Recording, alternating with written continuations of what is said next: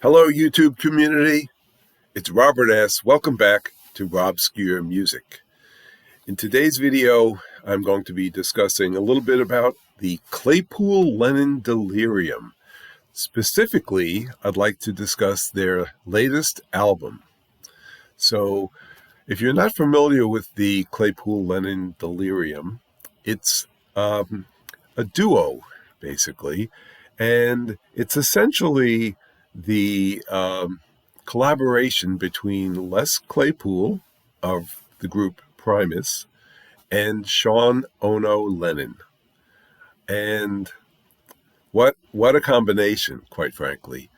They have produced some unorthodox yet enjoyable music, in my mind anyway.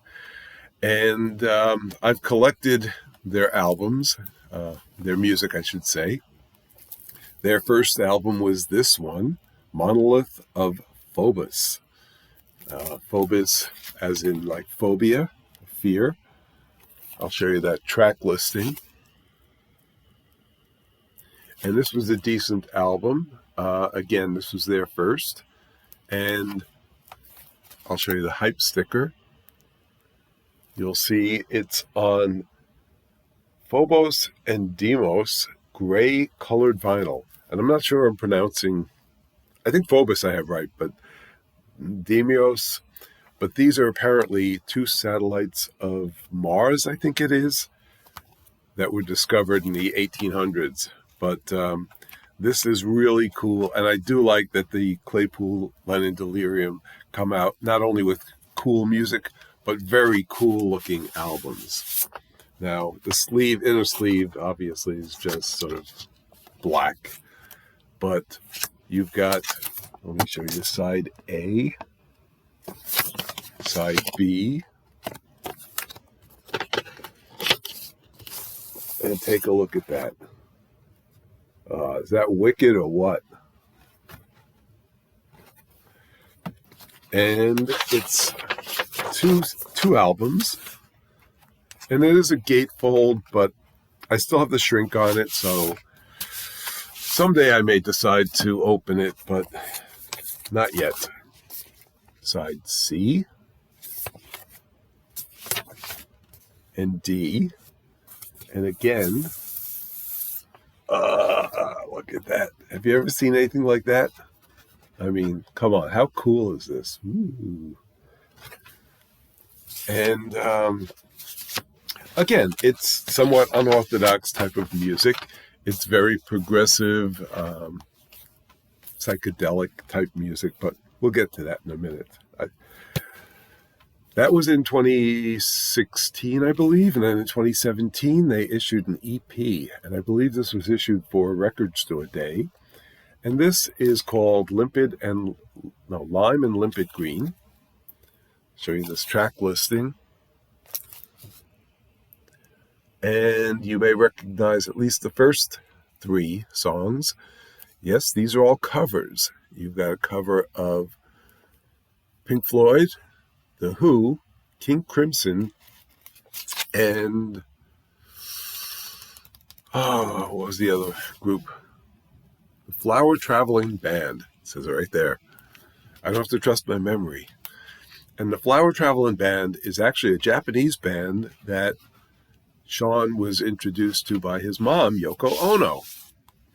And once again, pretty cool artwork and pretty cool colored vinyl. And of course, lime and limpid green.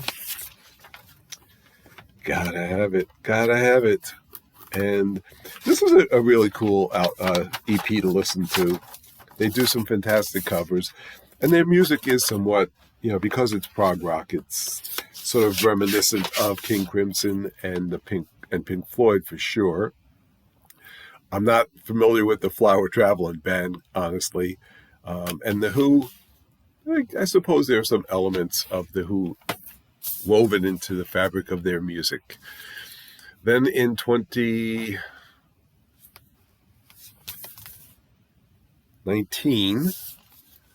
They issued their second album.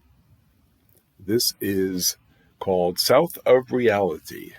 And this one I actually did take the shrink off of. Show you that track listing. And once again, got some really nice vinyl. You got sort of pinks and blues, and fantastic, absolutely fantastic.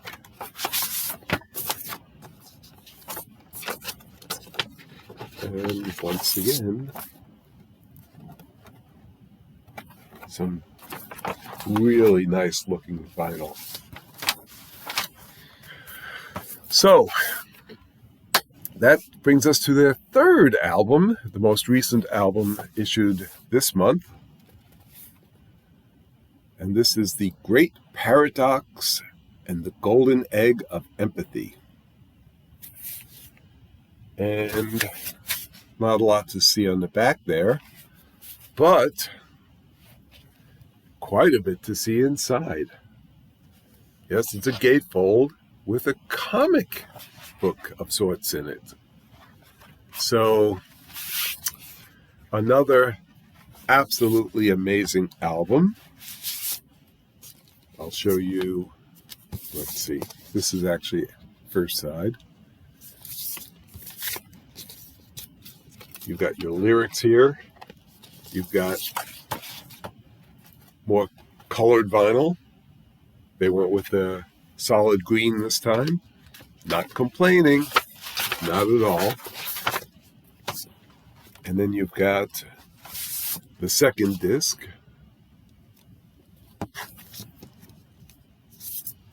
And again, beautiful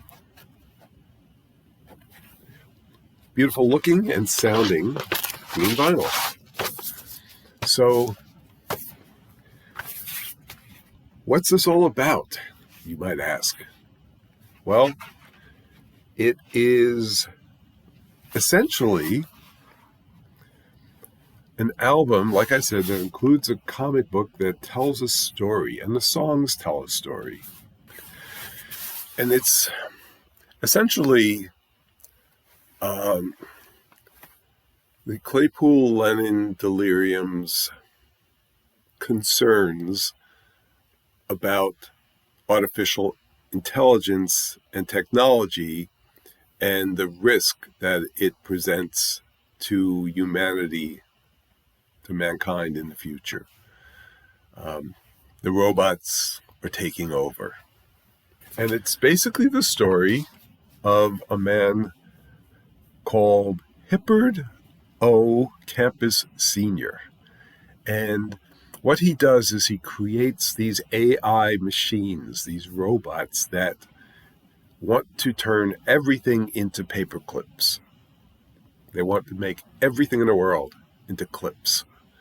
And they start to get out of control. But of course, they want to maximize profits. You know, he's truly an industry man. You know, let's get the robots to take over this business. We can cut our expenses, increase our profits. Life will be great. Well,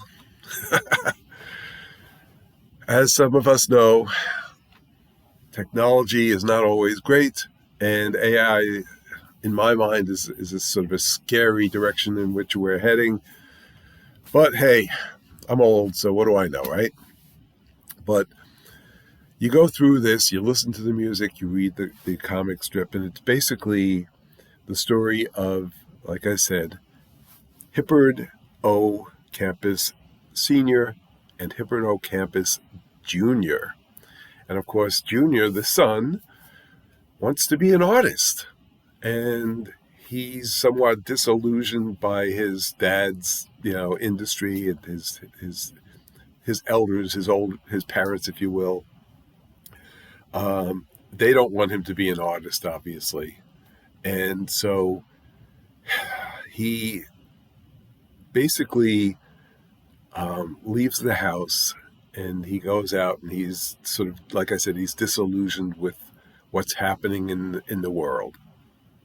And he comes across the, what's it called? Let me just double check this. It's the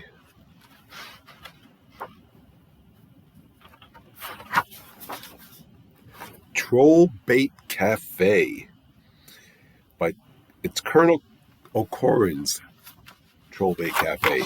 As a matter of fact, let me just show you a little bit of this. Delirium Comics. Because why not? You know what? I'm 68. I'm almost 69 years old.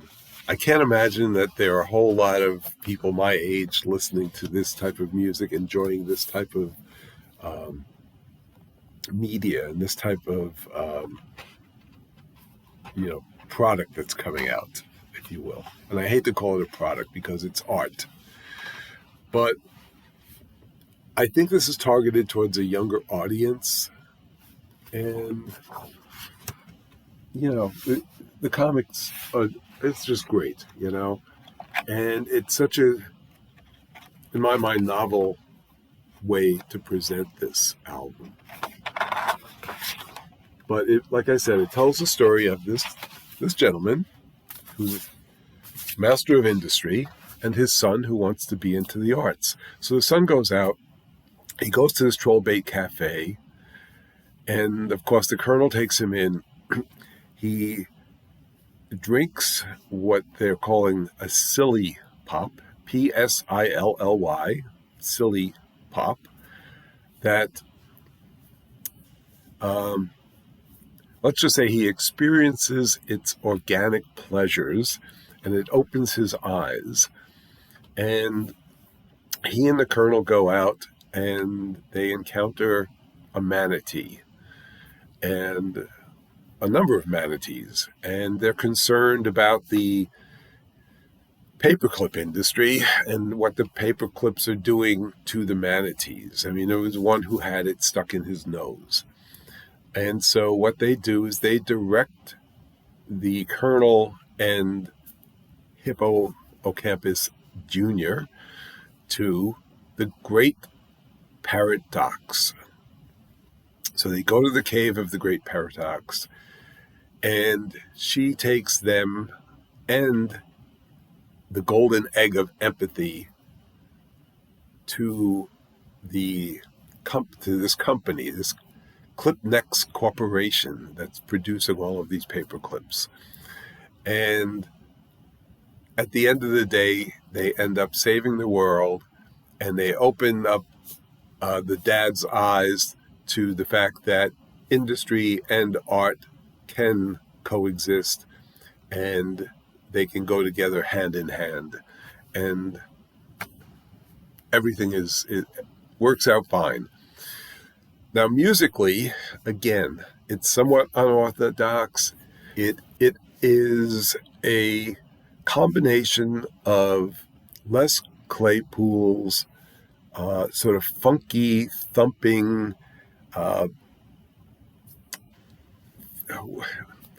experimental, somewhat eccentric bass playing, and both of these are multi-instrumental players, okay? But Claypool's bass is just thumping through this thing, and you hear it and it's like, oh man, the beat just gets you. And then you've got, this sort of Primus influence, obviously, along with the sort of psychedelic, political, protesting, experimental influence that Lennon obviously has inherited from his mom, Yoko Ono, and his dad, John Lennon. So you've got this magical mix, and they provide this story, and it's really quite a trip. It's you might call it a modern magical mystery tour that addresses current day issues and concerns. So kudos to Les Claypool and to Sean Ono Lennon for producing this magnificent album. I've listened to it twice, and I'm going to be listening to it several more times, because as much as I enjoyed it on first listen, there's more for me to capture. And the electronic, I mean, the instrumentation is magnificent. The vocals, it's somewhat surreal. There's this experimental weirdness that comes up to keep it interesting, and it ends with a nearly 13-minute epic song called "It's a Wrap." And just in that song, you basically hear everything that this group is about, and you hear their influences. You can hear Pink Floyd, you can hear King Crimson, you can hear Primus, you can hear, or at least what I hear, is Claypool. If you're not familiar with Claypool, that was the Canadian band that came out, and a lot of people thought it was the Beatles. Upon first listen, I never thought it was the Beatles, but I thoroughly enjoyed it.